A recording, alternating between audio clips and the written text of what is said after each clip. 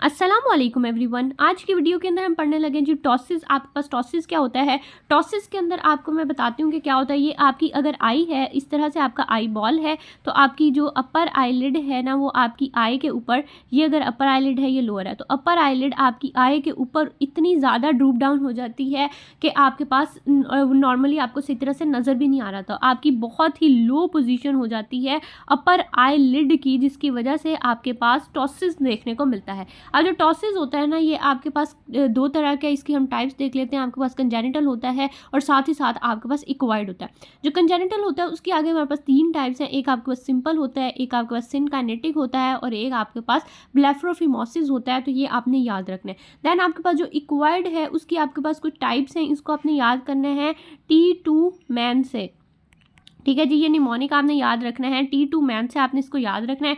T से आपके पास traumatic type है। एम से आपके पास दो आती हैं, एक तो आपके पास मायोजेनिक है और एक आपके पास मैकेनिकल है। तो आपने याद रखना है, मायोजेनिक भी हो सकता है ये आपके पास और मैकेनिकल भी हो सकता है। ए से आपके पास आ जाता है जी एपोन्यूरोटिक और एन से आपके पास आ जाता है जी न्यूरोजेनिक। तो ये आपके पास इक्वाइड की कुछ टाइप्स होती हैं। अब हम जल्दी से देख लेते हैं आपकी टाइप्स की क्लासिफिकेशन को। उसके अंदर आपके पास जो कंजेनिटल टाइप होती है ना, फर्स्ट ऑफ ऑल जो कंजेनिटल टाइप होती है उसके अंदर होता क्या है, उसके अंदर आपके पास जो लिवेटर पाल्पेब्री सुपीरियोसिस मसल है ना, वो इफेक्ट हो जाता है, जिसने आपके पास एलिवेट करना होता है आपके अपर आईलिड को, तो वो आपके पास खराब हो गया है कंजेनिटली, तो वो आपके पास लिवेटर पाल्पेब्री सुपीरियोसिस आ जाती है। इसके आगे जो टाइप्स थी, सबसे पहले सिंपल थी। सिंपल जो होती है ना आपके पास टाइप, इसकी जो सिंपल टाइप होती है वो आपके पास बायलेटरल होती है। ठीक है, इसके अंदर आपकी जो लिड की क्रीज होती है ना, लिड की क्रीज जो होती है ना, वो एब्सेंट होती है। तो ये आपके पास बहुत इंपॉर्टेंट एमसी की पॉइंट है, ये आपने याद रखना है कि आपके पास जो लिड की क्रीज होती है वो आपके पास कंजेनिटल वाले में एब्सेंट होती है,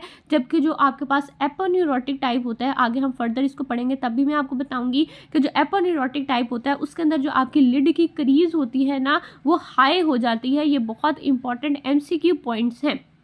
उसके बाद जी आपके पास आ जाता है हमारे पास जो सेकंड टाइप है, that is the Marcus gun रिंकिंग आपके पास जो होता है, यानी सिनकाइनेटिक जो होता है। इसके अंदर क्या होता है कि आपके पास टॉसिस इंप्रूव हो जाता है ऑन द स्माइलिंग, आपके पास रिंकिंग, और आपके पास जो बेबी जब ड्रिंक करता है मिल्क को, तो उसके अंदर आपके पास जो टॉसिस होती है वो इंप्रूव हो जाती है। क्यों इंप्रूव होती है? क्योंकि इसके अंदर आपके पास क्रॉस इनर्वेशन हो जाती है ऑफ द ओक्यूलोमोटर नर्व, और साथ ही साथ आपके पास mandibular branch of trigeminal nerve, यानी आपके पास थर्ड क्रेनियल नर्व एंड आपके पास जो ट्राइजेमिनल नर्व है उसकी मैंडिबुलर ब्रांच की क्रॉस इनर्वेशन हो जाती है। तो जब भी हम जो ट्राइजेमिनल नर्व होती है वो मैस्टिकेशन के मसल्स को सप्लाई करती है, तो जैसे ही हम मुंह खोलते हैं या हम चबाते वगैरह हैं, तो आपके पास जो है आपकी टॉसिस इंप्रूव हो जाती है। तो इसीलिए आपके पास ड्रिंकिंग, स्माइलिंग और इस तरह की जो चीज़ें होंगी जिससे आपका मुंह खुलेगा, उस वजह से आपकी जो टॉसिस इंप्रूव होगी। That is always the Marcus Gunn आपके पास रिंकिंग टॉसिस, या आपके पास कंजेनिटल सिनकाइनेटिक टॉसिस। तो ये आपने याद रखना है, ये 5% तक केसेस के अंदर होता है।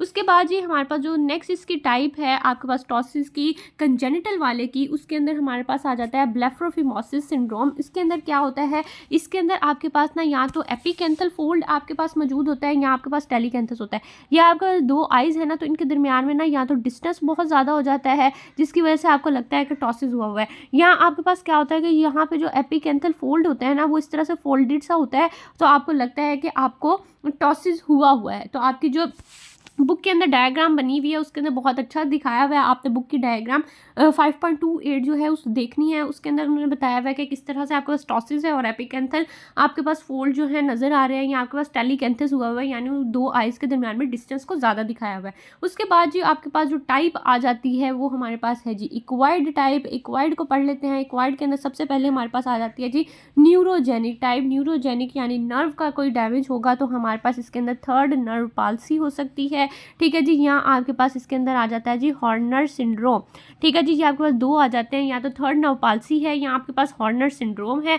जो आपके पास थर्ड नर्व पाल्सी होती है ना, उसके अंदर आपके पास कंप्लीट टॉसिस होता है। ठीक है, लेकिन जो आपके पास हॉर्नर सिंड्रोम है इसके अंदर पार्शियल टॉसिस होता है। आपने इनके डिफरेंस को याद रखना है। जो आपके पास थर्ड नर्व पाल्सी होती है उसके अंदर आपके जो क्रीनियल मसल जो आपके ऑक्यूलर मसल्स होते हैं ना, वो उनकी मूवमेंट रिस्ट्रिक्टेड हो जाती है। इसके अंदर रिस्ट्रिक्टेड मूवमेंट होती है, जबकि जो आपके पास हॉर्नर है उसमें इतनी ज़्यादा रिस्ट्रिक्टेड मूवमेंट नहीं होती। और साथ ही साथ एक और बहुत इंपॉर्टेंट डिफरेंस जो इनका MCQ पॉइंट है कि जो थर्ड नर्व पाल्सी होती है उसके अंदर प्यूपल जो है वो डायलेट कर जाता है, यानी प्यूपल आपके पास बड़ा नज़र आता है, लेकिन जो हॉर्नर सिंड्रोम है उसमें प्यूपल जो है वो छोटा सा हो जाता है। तो ये आपने कुछ डिफरेंशिएटिंग पॉइंट्स इसके याद रखने हैं। साथ ही जो आपके पास हॉर्नर सिंड्रोम है ना उसमें एक और बहुत इंपॉर्टेंट पॉइंट है कि इसकी जो लोअर लिड होती है, लोअर लिड जो होती है ना वो एलिवेट हुई हुई होती है और इसके अंदर आपके पास एनहाइड्रोसिस यानी आपके पास ड्राइंग भी आपको देखने में मिलती है। तो ये आपके कुछ इंपॉर्टेंट पॉइंट्स थे। साथ ही मैं आपको हॉर्नर सिंड्रोम का एक निमोनिक्स भी बता देती हूँ यहाँ पर ही। हॉर्नर सिंड्रोम का निमोनिक आपने याद रखना है सैंपल से, ठीक है। ये आपके फर्स्ट ईयर में भी काम आएगा, आपके फाइनल ईयर में भी काम आएगा। तो आपने अभी से देख लेना है कि सैंपल से आपने हॉर्नर सिंड्रोम को याद रखना है। एस से आपके पास आ जाता है कि सिंपैथेटिक नर्व जो है आपके पास, सिंपैथेटिक नर्व जो है उसके फाइबर इंजर हो गए हैं। आपके पास सिंपैथेटिक नर्व जो है उसके फाइबर इंजर हो गए हैं। सैंपल से आपने इसको याद रखना है। ए से आपके पास क्या होता है, एनहाइड्रोसिस हो गया, एनहाइड्रोसिस हो गया है। एम से आपने याद रखना है कि मीओसिस हो गया है। मीओसिस का मतलब होता है कि आपका जो प्यूपल है वो आपके पास कॉन्ट्रैक्ट हो गया, यानी प्यूपल जो है वो बहुत छोटा हो गया है।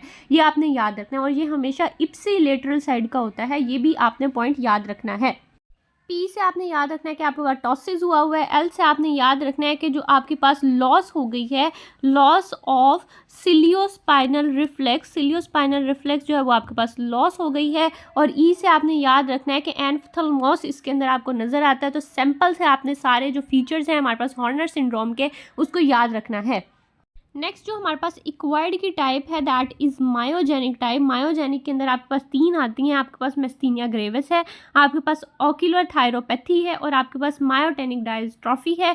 जो मेस्थीनिया ग्रेविस होता है वो आपको याद रखना है, ये यूनिलेटरल भी हो सकता है, ये आपके पास बायलेटरल भी हो सकता है और ये आपके पास वर्सन हो जाता है इन द इवनिंग, ठीक है। और इसके अंदर आपके पास डिप्लोपिया भी हो सकता है। तो ये आपने इसके कुछ इंपॉर्टेंट पॉइंट्स जो थे वो याद रखने हैं।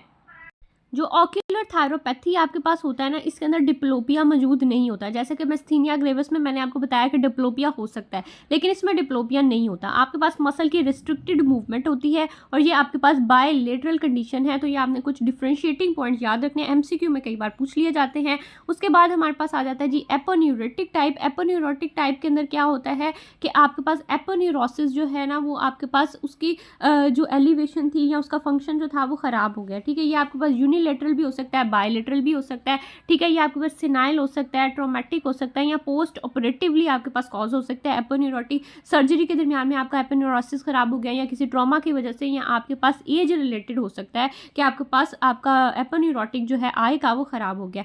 इसकी वजह से क्या होता है कि आपका यूनिलेटरल या बायलेटरल टॉसिस हो सकता है। आपकी जो लिड की क्रीज होती है वो हायर हो जाती है। ये बहुत इंपॉर्टेंट MCQ है कि एपोन्यूरोटिक के अंदर आई लिड की जो क्रीज होती है वो हायर हो जाती है। ये इंपॉर्टेंट पॉइंट है, इसको अभी से मार्क करें, आपका MCQ पॉइंट है बहुत इंपॉर्टेंट। और एक और जो बहुत इंपॉर्टेंट MCQ पॉइंट है एपोन्यूरोटिक से रिलेटेड वो ये है कि इसके अंदर आपके पास लिवेटर मसल का जो फंक्शन होता है, लिवेटर मसल का वो नॉर्मल रहता है, वो नॉर्मल रहता है। ये दोनों बहुत इंपॉर्टेंट MCQ पॉइंट है, UHS के पास पेपर में बार बार रिपीट हुए हैं, तो आपने इनको अच्छे से याद रखना है। नेक्स्ट पर वी हैव द मैकेनिकल टॉसिस। तो मैकेनिकल टॉसिस में क्या होता है कि अगर ये आपकी एक आई है और ये आपका आईलिड है, तो आईलिड के ऊपर यहाँ तो कोई कोलेजियन बन गया है, तो उसके वेट की वजह से आपके पास आई जो है वो ड्रूप डाउन कर गई है, ठीक है। यहाँ आपके पास कोई कार्सिनोमा वगैरह बन गया है, आपके पास न्यूरोफाइब्रोमेटोसिस हो गई है, तो आपके पास आईलिड जो है वो ड्रूप डाउन कर जाती है मैकेनिकली। तो ये आपके पास मैकेनिकल किसी भी वेट इंक्रीज होने की वजह से आईलिड के ऊपर तो आपकी टॉसिस हो गया, that is the mechanical type of ptosis. जल्दी से अब हम अपने क्लिनिकल फीचर्स देख लेते हैं कि आपके पास क्लिनिकल फीचर्स क्या होंगे। तो सबसे पहले आपके पास कॉस्मेटिक डिसफिगरमेंट हो सकती है, क्योंकि आपके पास एक आई ड्रूप डाउन की हुई है और एक आपकी नॉर्मल है, तो वो आपके पास देखने में अच्छी नहीं लगेगी, तो आपके पास कॉस्मेटिक डिसफिगरमेंट होगी।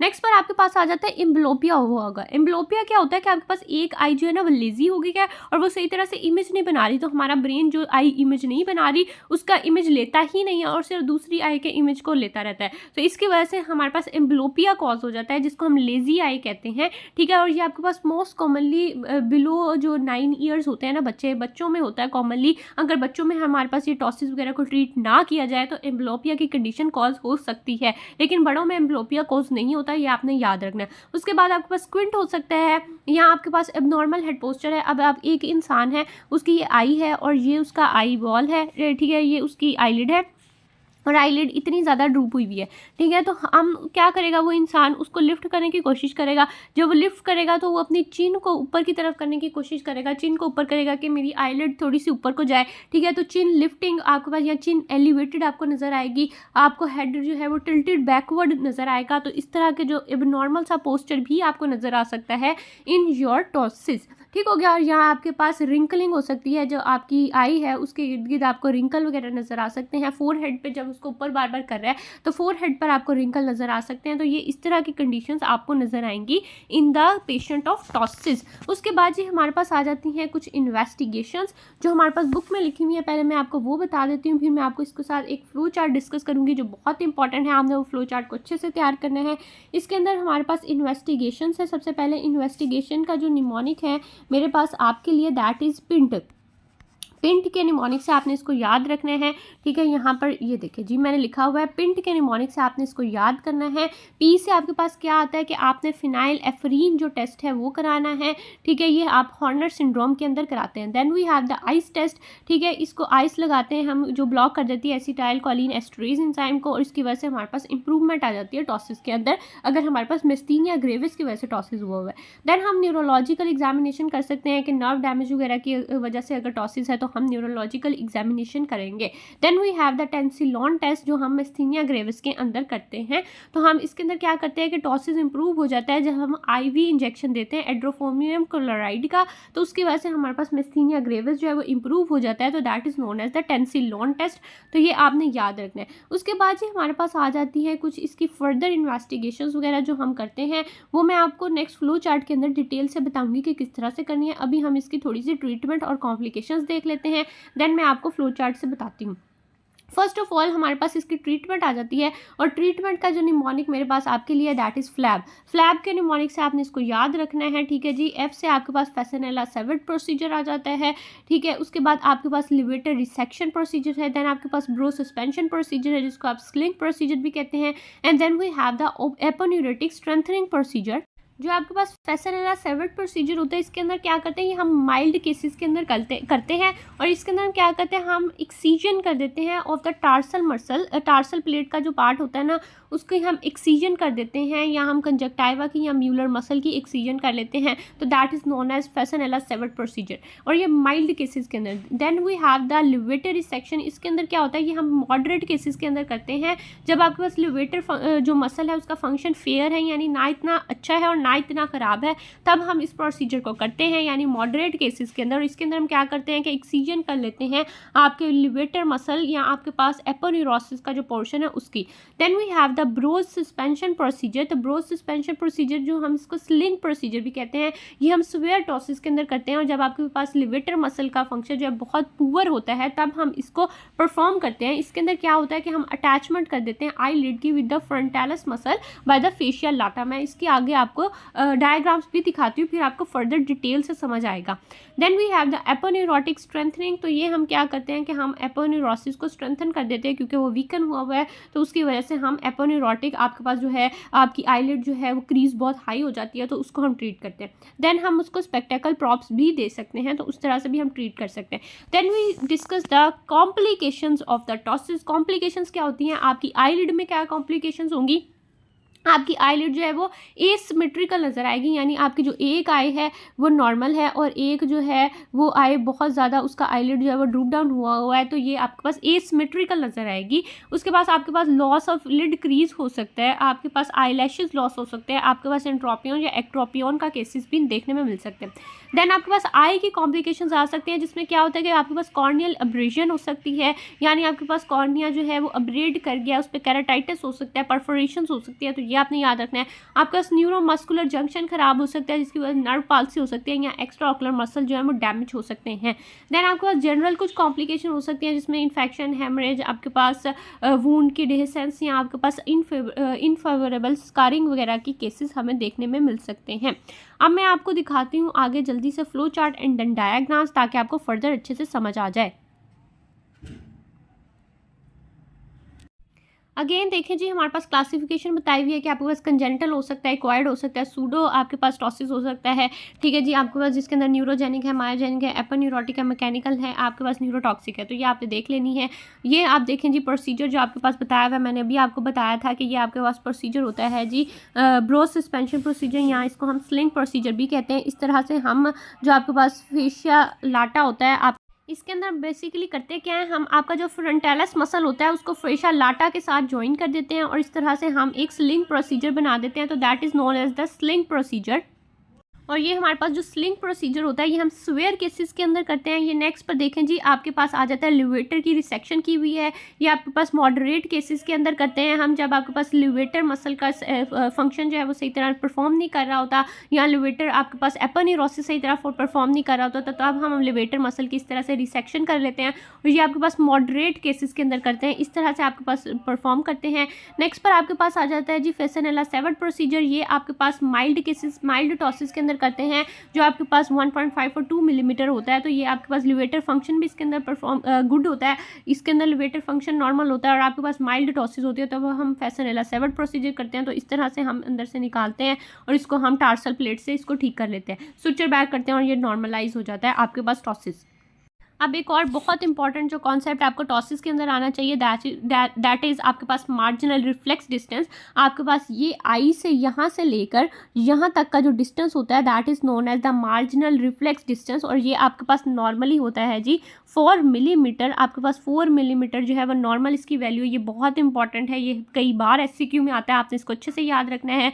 जो आपके पास माइल्ड टॉसिस होता है उसके अंदर ये 2 मिलीमीटर ड्रॉप हुआ होता है, जो आपके पास मॉडरेट टॉसिस होता है उसमें ये 3 मिलीमीटर ड्रॉप हो जाता है, और जो स्वेयर होता है उसमें 4 मिलीमीटर का 4 मिलीमीटर ही ड्रूप डाउन कर जाता है। तो ये आपके पास स्वेयर केस होता है। जैसे कि हमने पढ़ा था कि माइल्ड केस जो होता है उसको हम फेसेनेला सेवर्ड प्रोसीजर से ट्रीट करते हैं, जो आपके पास मॉडरेट केस होता है उसको हम लिवेटर मसल की रिसेक्शन से करते हैं, और जो आपके पास स्वेयर केस होता है उसको हम स्लिंग प्रोसीजर से करते हैं। तो ये आपने तीनों के इंपॉर्टेंट पॉइंट्स को याद रखना है। जल्दी से हम अपने टॉसिस को है फ्लो चार्ट की फॉर्म में डिस्कस कर लेते हैं। फ्लो चार्ट मैं आपको कई बार बता चुकी हूँ, जब भी आपके पास मैनेजमेंट का क्वेश्चन आता है तो आपने हमेशा सबसे पहले हिस्ट्री लिखनी होती है, फिर एग्जामिनेशन करनी है, इन्वेस्टिगेशन करनी है एंड देन फर्दर ट्रीटमेंट करनी होती है। अगर आप सिर्फ ट्रीटमेंट लिख के आते हैं तो आपको पूरे मार्क्स नहीं मिलेंगे आपके क्वेश्चन के अंदर, ठीक हो गया। और इस तरह से अगर आप फ्लो चार्ट की फॉर्म में लिख के आएंगे अपने क्वेश्चन को तो आपके एग्जामिनर को भी ईजी होगा और वो आपको नंबर भी अच्छे देगा। सबसे पहले हमारे पास आ जाती है हिस्ट्री। तो हिस्ट्री के अंदर आपने पूछना है कि इसका ऑनसेट कब हुआ था, ड्यूरेशन क्या है, वेरिएबिलिटी क्या है, इसका प्रोग्रेशन क्या था, आपके पास विजन लॉस हुई है या नहीं हुई है, ट्रॉमेटिक हिस्ट्री तो नहीं है, कोई सर्जरी की हिस्ट्री तो नहीं है जिसके अंदर आपका एपोन्यूरोसिस डैमेज हो गया है या आपकी नर्व डैमेज हो गई है, या आपके पास डिप्लोपिया वगैरह का केस तो नहीं है। तो ये आपने सारी हिस्ट्री जो है टॉसिस के अंदर पूछनी होती है। उसके बाद आपके पास आ जाता है जी एग्जामिनेशन। तो एग्जामिनेशन हमारे पास दो तरह का होता है, एक आपके पास क्लिनिकल एग्जामिनेशन है एंड देन आपके पास कुछ मेजरमेंट्स हैं। जो आपके पास क्लिनिकल एग्जामिनेशन है उसके अंदर आपने जर्नली उसको इंस्पेक्ट करना है, आई को आपने आई को देखना है कि कोई उसके अंदर लिड की क्रीज एब्सेंट है या लिड की क्रीज हाई है। आपकी एब्सेंट जो लिड की क्रीज होती है वो आपके पास कंजेनिटल केस में होती है, ये आपका बहुत इंपॉर्टेंट MCQ पॉइंट है, और हायर लिड की क्रीज होती है इन द एपोन्यूरोटिक टाइप। तो ये आपने दोनों इंपॉर्टेंट पॉइंट्स को याद रखना है। उसके बाद जो आपके पास प्री ऑर्बिटल एरिया होता है आपने उसको चेक करना है कि वहाँ स्वेलिंग है, स्कार है, या आपके पास कोई इस तरह की कंडीशन मौजूद तो नहीं है। नेक्स्ट पर आपसे देखना है जी आपके पास आपने उसकी मेजरमेंट किस तरह से करनी है। मेजरमेंट बहुत इंपॉर्टेंट है, ये आपके पास बार बार SCQ आता है तो आपने इसको याद रखना है। इसका एक निमोनिक है मेरे पास, आपने इसको याद रखना है जी प्लम, PLUM, प्लम के निमोनिक से आपने इसको याद रखना है, ठीक है जी। P से आपके पास आ जाते हैं पाल्पेब्रल फिशर की हाइट कितनी है, तो आपने इसको याद रखना है कि पाल्पेब्रल फिशर की हाइट मेल के अंदर जो होती है वो 7 से 10 मिलीमीटर है एंड फीमेल के अंदर 8 से 12 मिलीमीटर होती है, तो आपने इसको याद रखना है। Then we have the L से आपके पास आ जाता है जी लिवेटर फंक्शन। तो लिवेटर फंक्शन जो आपके पास नॉर्मल होता है दैट इज़ 15 to 18 मिलीमीटर, जो आपके पास गुड होगा लिवेटर का फंक्शन दैट इज़ 9 मिलीमीटर, जो फेयर होगा दैट इज़ 5 से 8 मिलीमीटर, और जो आपके पास पुअर होगा दैट इज़ 4 मिलीमीटर और लेस, तो आपने इसको याद रखना है।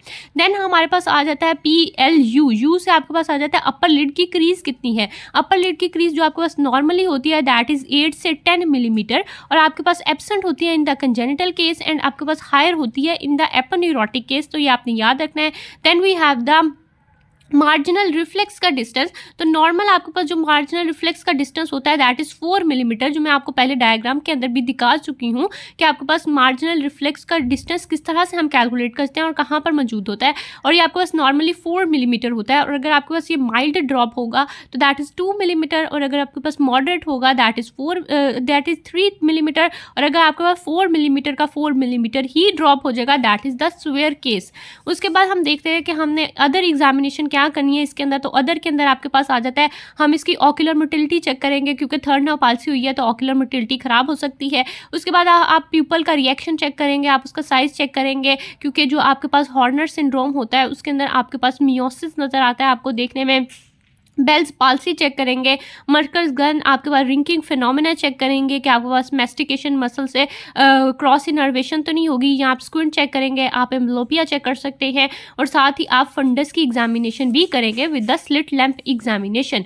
उसके बाद हमारे पास आ जाता है कि हम इसके अंदर इन्वेस्टिगेशंस क्या करेंगे, तो इन्वेस्टिगेशंस के अंदर आपके पास जो बहुत इंपॉर्टेंट पॉइंट है दैट इज़ टेंसिलोन टेस्ट। तो टेंसिलोन टेस्ट आपने इसके अंदर करना है, ये मैंने आपको इसका निमोनिक बताया था कि आपने इसको याद रखना है पिंट के निमोनिक से, ठीक है जी। पी से आपके पास फिनाइल एफ्रीन टेस्ट है जो हॉर्नर सिंड्रोम में करते हैं। आई से आपके पास आइस टेस्ट है जो आइस अप्लाई करते हैं, इससे आपका मिस्थीनिया ग्रेविस जो है वो इम्प्रूव हो जाता है। देन आपके पास एन है न्यूरोलॉजिकल एग्जामिनेशन है। टी से आपने याद रखना टेंसिलोन टेस्ट है जिसके अंदर हम एड्रोफोनियम क्लोराइड देते हैं और आपका मिस्थीनिया ग्रेविस इम्प्रूव हो जाता है। साथ ही आप इसके अंदर सिटी टेस्ट भी करा सकते हैं, आप CTA या MRA भी करा सकते हैं, एसिटाइल कोलिन रिसेप्टर एंटीबॉडी भी चेक कर सकते हैं, एंड साथ ही आप सिंगल फाइबर इलेक्ट्रोमायोग्राफी भी करा के देख सकते हैं। तो ये कुछ फर्दर टेस्ट थे जो आपकी बुक में नहीं लिखे हुए, अगर आपको याद रहते हैं तो अच्छी बात है, अगर नहीं भी याद रहता तो that is more than enough. उसके बाद आपके पास आ जाता है जी ट्रीटमेंट के अंदर क्या करना है, आपके पास मेडिकल भी हो सकती है, सर्जिकल भी हो सकती है। जो आपके पास मेडिकल ट्रीटमेंट है वो आपके पास सिर्फ न्यूरोलॉजिकल केसेस के अंदर हम दे सकते हैं, बाकी के अंदर हमें हमेशा सर्जिकल ट्रीटमेंट ही करना होता है। उसके बाद ये आपका सर्जिकल ट्रीटमेंट जो होता है, अगर आपके पास लिवेटर रिसेक्शन हम कर सकते हैं, ठीक है। सबसे पहले आपके पास आता है फैसनेला सेवर्ट प्रोसीजर, ये हम माइल्ड केसेस के अंदर करते हैं, और जब आपके पास लिवेटर का मसल फंक्शन जो है वो गुड होता है तब हम फैसनेला सेवर्ट प्रोसीजर करते हैं। उसके बाद आपके पास आ जाता है जी लिवेटर रिसेक्शन, ये हम मॉडरेट केसेस में करते हैं जब आपके पास 3 मिलीमीटर टॉसिस होता है और आपके पास जो लिवेटर का फंक्शन होता है वो 5 से 8 मिलीमीटर होता है, तो तब हम इसको ट्रीट करते हैं। देन आपके पास आ जाता है ब्रो सस्पेंशन प्रोसीजर जिसको हम स्लिंग प्रोसीजर भी कहते हैं, ये आपका सिवियर टॉसिस के अंदर करते हैं जब आपके पास 4 मिलीमीटर का मार्जिनल रिफ्लेक्स का ड्रॉप हुआ है, या आपके पास कंजेनिटल केस के अंदर कर सकते हैं। साथ ही आपके पास एपोन्यूरोटिक स्ट्रेंथनिंग कर सकते हैं अगर वो वीकन है, आप स्पेक्टेकल प्रॉप्स दे सकते हैं, आप म्यूलर मसल की रिसेक्शन भी कर सकते हैं। तो ये आपके पास पूरा फ्लो चार्ट था, आपने इसको अच्छे से तैयार करना है। मैं आपको एक बार पूरा फ्लो चार्ट दिखा देती हूँ ताकि आप इसका स्क्रीनशॉट अगर लेना चाहते हैं तो आप स्क्रीनशॉट ले लें, लेकिन अगर आपको इसकी पूरी डायग्राम चाहिए होगी तो मैं अपने इंस्टाग्राम के अकाउंट पर भी डाल दूंगी, तो आपने इंस्टाग्राम अकाउंट से इसको डाउनलोड कर लेना है। That is all from my side. अगर आपका कोई फर्दर क्वेश्चन हो तो आप मुझे कमेंट डाउन कर सकते हैं। मैं आपको एक बार दोबारा से दिखा रही हूँ, अगर आपने इसका स्क्रीनशॉट लेना है तो आप इसका अच्छे से स्क्रीनशॉट ले सकते हैं।